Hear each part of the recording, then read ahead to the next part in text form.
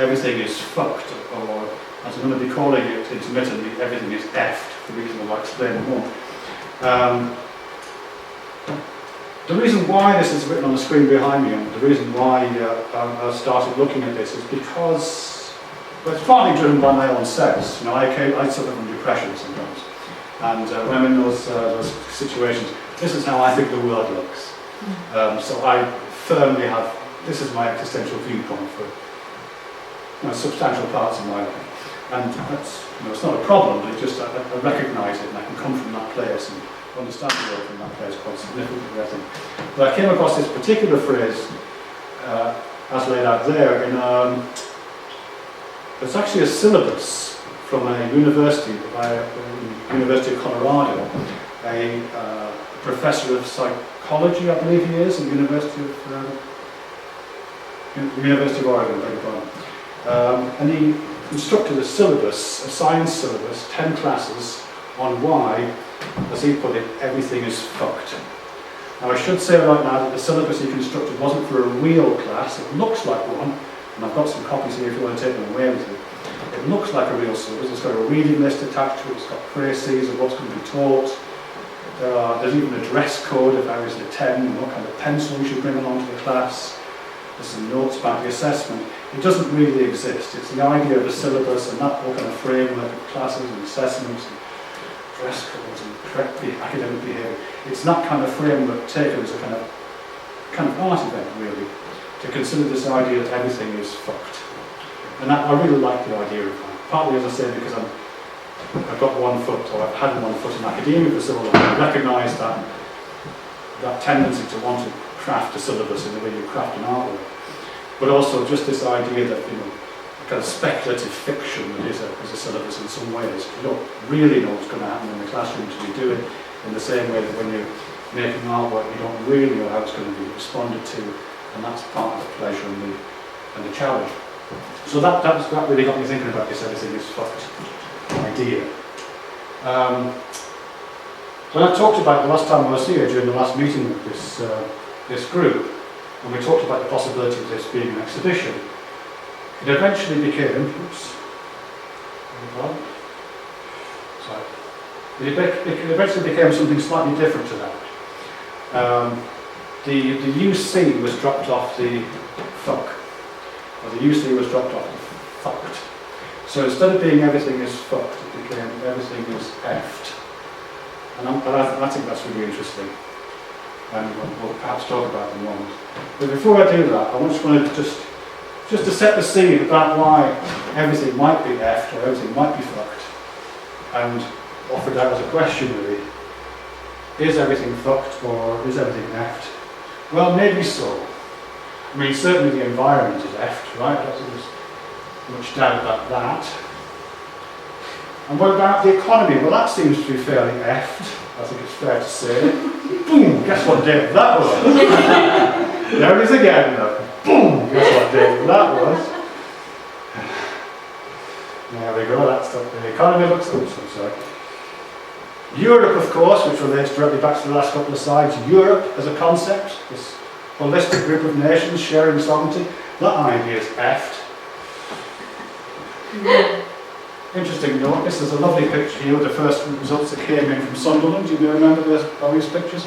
The woman that's being lifted on there is reported to be, I don't know if this is true, reported to be a member of Combat 88, which is a far right-wing organisation. Go figure, no surprise. So Europe is undoubtedly effed. This is a sign from the jungle, of course. Politics is effed, and I want to apologise for the next three images. Nobody minds the F word, but everybody hates it. Education, I speak from personal experience, education is effed. Cost of universities in the EU, we're the highest, not just in the EU, now in the world, of course, almost. And many people are commenting about that. The NHS is effed, and the great treasures in the English crown, and the UK crown, the world, seem to be proud of in the world. The UK is, the NHS is effed.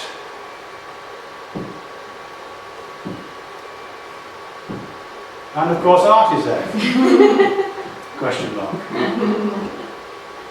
Maybe, I don't know. I haven't got any slides for that. That might be something we want to talk about. It might be something for the next 12 weeks. Damien Hirst, an appropriate slide to show next. Have you got some ideas for that? Just anything from Damien Hirst. Anything from Damien Hirst? Okay. I'm not a fan of it. I haven't got any Damien Hirst on me. But, yeah, question mark. Art is there. Maybe it is. Okay, well that sounds too negative, perhaps. Maybe everything isn't effed. Maybe everything isn't fucked. In fact, maybe nothing's effed. Maybe everything's fine. Maybe everything is fine. Maybe everything's going to be all right. Let's find out. Everything is going to be all right. Everything is going to be all right. You probably know, if you know this piece from a Canadian artist called Martin Creed. It's quite an old piece. It's a lovely piece of work, I thought. This was in, I think it was in Hackney, something like this particular installation of it. Wasn't it on Murder Mile? It used to be on, what used to be called Murder Mile, like the most notoriously dangerous part of Hackney, back when I was at university then. And I remember I used to go to like underground raves, like late at night, and buses just wouldn't stop. And you'd see this, you'd be like really scared walking home. And then I think after a while they lost the all right, so it said everything's going to be. Oh, that's Brilliant. I'm just hide the fact that I've got a pirate copy of Green Gloss everyone. Yeah. But maybe Martin is right. Maybe everything is going to be all right. Maybe all that bleak, syllabus-oriented, everything is acted wrong. You know, this is. Just installing. This is another installation of the same things. Everything is going to be all right. Don't worry about a thing. Everything is going to be all right. It's a beautiful installation of it at night. This is in Scottish Museum of Contemporary Art, I think, something like that. And this is the final one. This is a particularly interesting one. This is in Vancouver. This is bought, I think, and installed by a property developer in Vancouver, who really liked this because it's so positive. He's on record as saying, because everyone's so down after the recession, because I think it's, oh no, it wasn't actually, I'm a bigger pardon, rewind, it was prior to the recession, but after an earlier, smaller recession that taken place. So everything's so down, everyone's so critical. It's great to have something positive when you're building. And this is why he says he bought this and installed it on this particular building. Not really realising that the point of Martin Creed's work isn't really what it seems on the surface. So does he really mean everything is going to be all right? This is another example of Martin Creed's work. Suggesting possibly not. There may have been a level of irony at work there. I want to compare that to this. I think you're familiar with this cartoon, might be. This is a cartoon by a graphic artist and animator called Casey Green. And this is a meme that's gone viral. We made it about 3 years ago, 2013 I think it came out first. Just an online kind of webcomic. The dog there is called Complaint Dog. And this is his most famous one. This is fine. I'm okay with the events currently unfolding. That's okay. Things are going to be okay, he says, as his arm dissolves.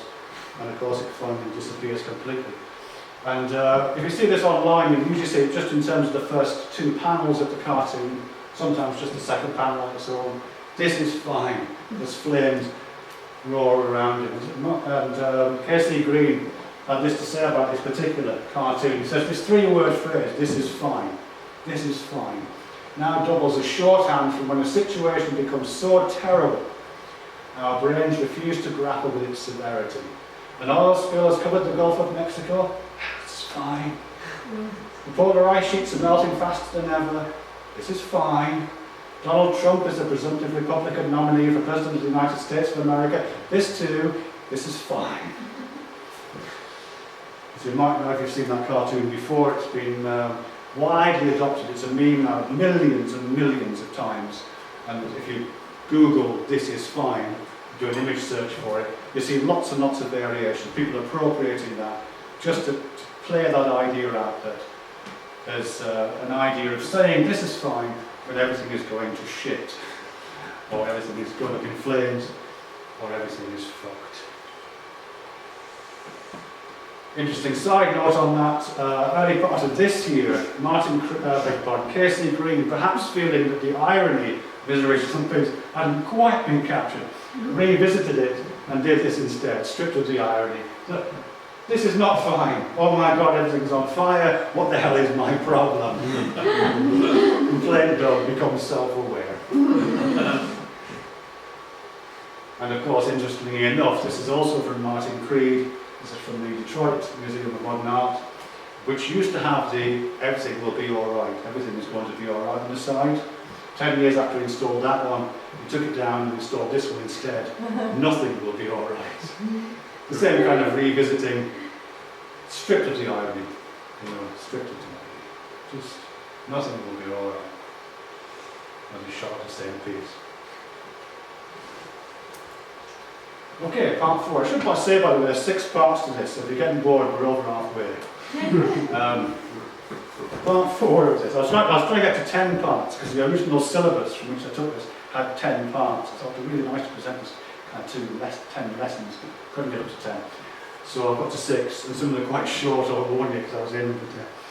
But anyway, why fucked? Because I got thinking about this. Everything is fucked.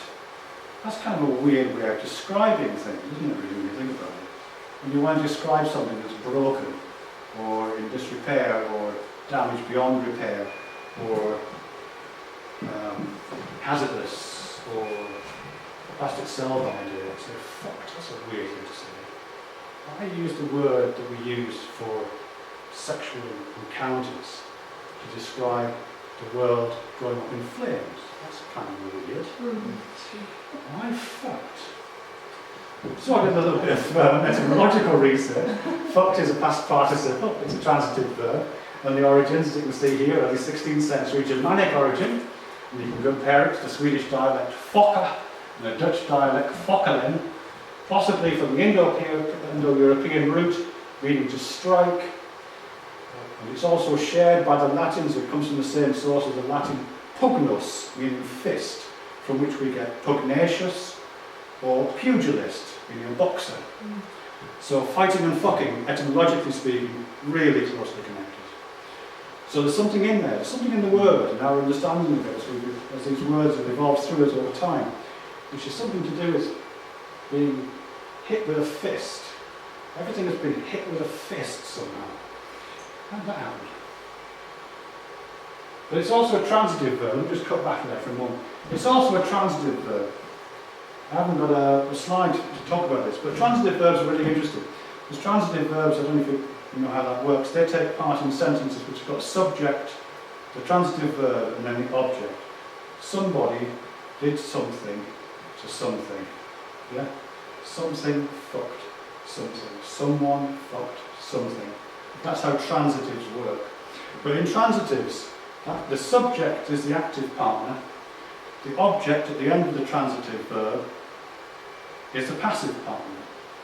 The entity that's cast as the object, the thing that is fucked, is helpless, hopeless, inadequate, has no way to respond, is held back, is held down, is destroyed, has no capacity to defend itself. And of course at the front end of the transitive is the subject, the fucker, you might say in this case, who is doing the punching, the destroying, the holding down, the holding back. So it's just something interesting about the words fucked and why we use that word. But we don't use quite that word, at least in terms of this exhibition, and we're doing it. So remember, we've made some changes here. I don't know how these changes take place, but the UC have become these two asterisks, and that's interesting to me.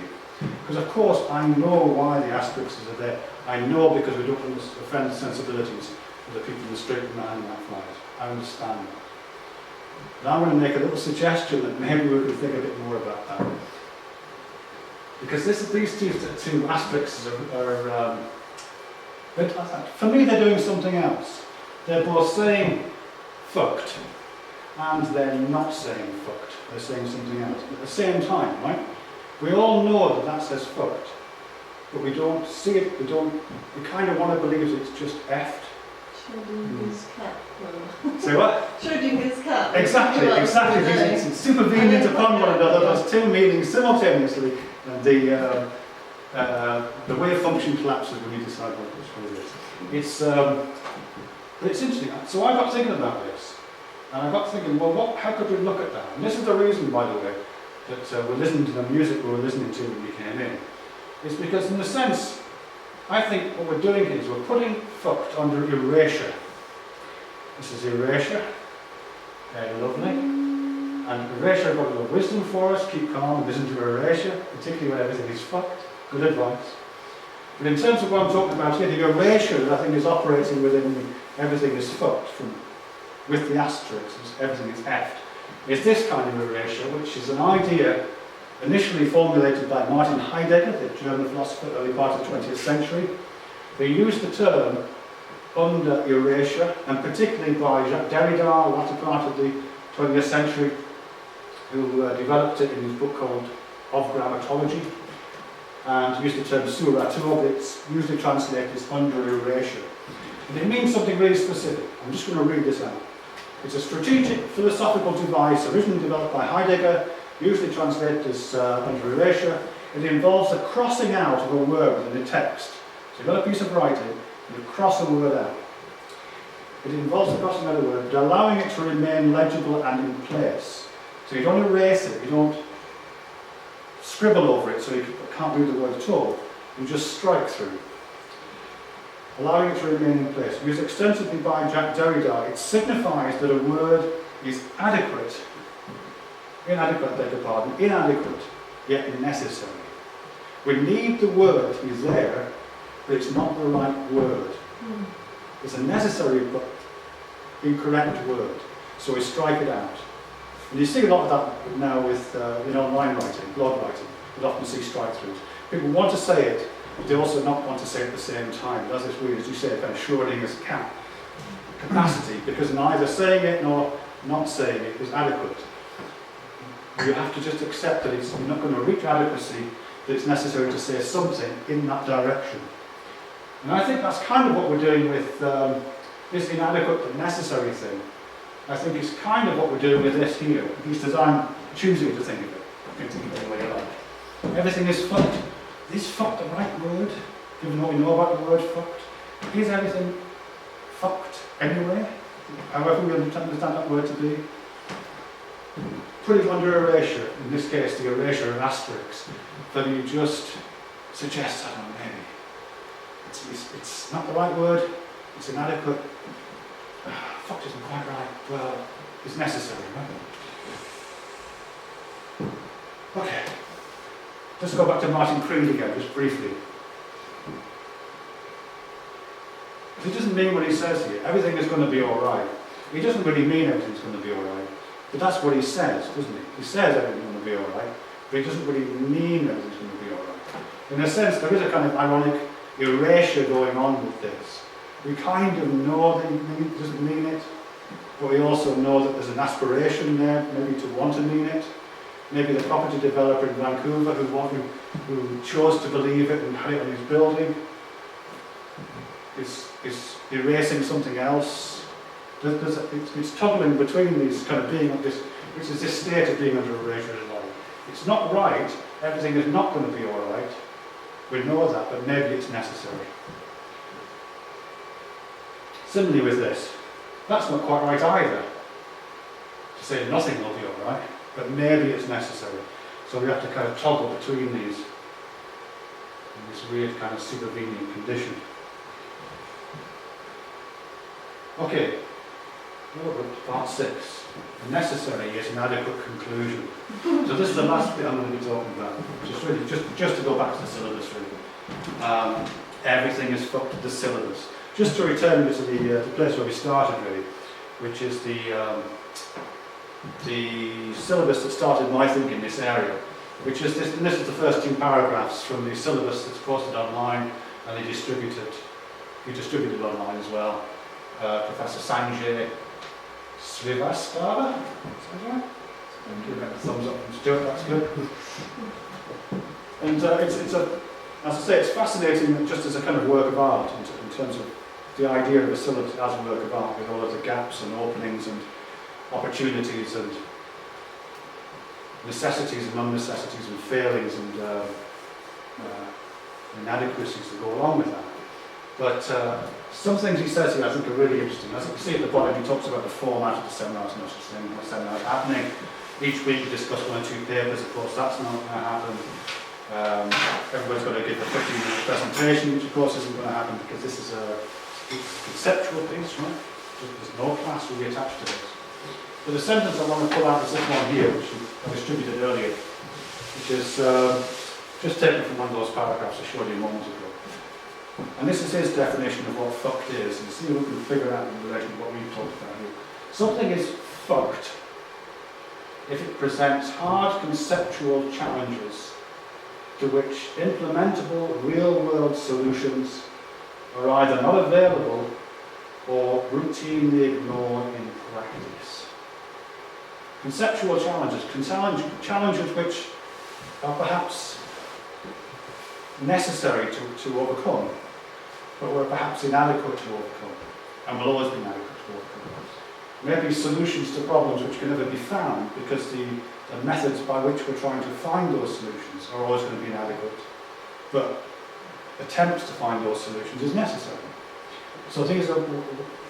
Sorry, I'm getting another alert about my bogus windows. I'm just going that. Try that.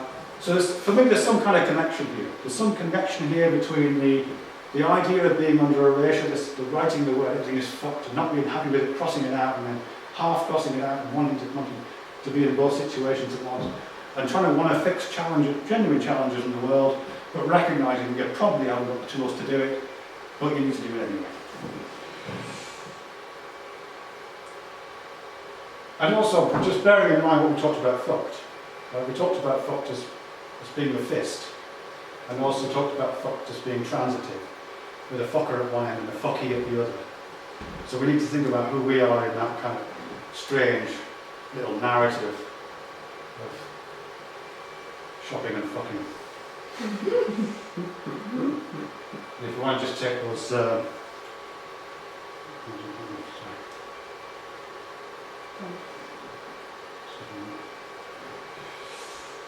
want to take those to the UC app just to remind ourselves when we're talking about fucking, we're also talking about effing, perhaps even blinding, and we're again just to return to that idea that we're trying to both put something into the world and erase it simultaneously. Okay, with that, thank you very much.